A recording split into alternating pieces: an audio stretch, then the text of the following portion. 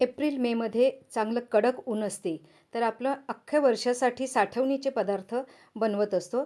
नमस्कार, वसई किचनमध्ये पुन्हा एकदा आपलं मनापासून स्वागत.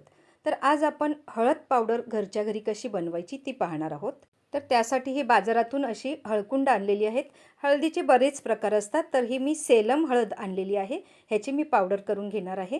त्याचप्रमाणे ह्या व्हिडिओनंतर आमचा वसईचा खास बॉटल मसाला कसा बनवायचा ते देखील आपण पाहणार आहोत. आमच्या ह्या वसईच्या पारंपरिक रेसिपीज तुमच्याकडून मिस होऊ नयेत, त्यासाठी सबस्क्राईब केलं नसेल तर सबस्क्राईब करा आणि बेल आयकन प्रेस करा, म्हणजे आमच्या वसईच्या सगळ्या पारंपरिक रेसिपीज तुमच्याकडून मिस होणार नाहीत.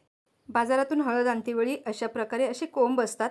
अशी हळद शक्यतो चांगली असते आणि त्याचप्रमाणे एकदम भरीव असावी, ती खूप हलकी आणि अशी बारीक नसावी. तर चांगली हळद अशी निवडून घ्यायची.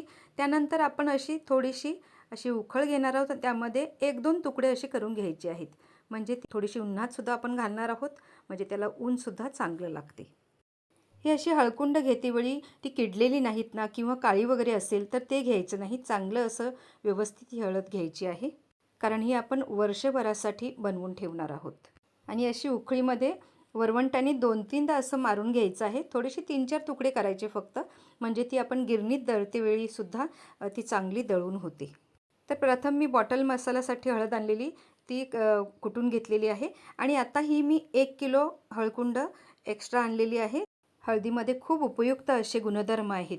तर ही शुद्ध हळद आपल्याला मिळण्यासाठी आपण ही घरीच करून घेणार आहे. त्यासाठी ही चांगली मस्त हळकुंड अशी निवडून आणलेली आहेत.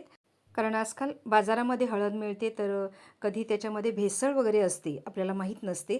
त्यासाठी आपण घरीच बनवली म्हणजे आपल्याला खात्रीने ही हळद वापरता येते.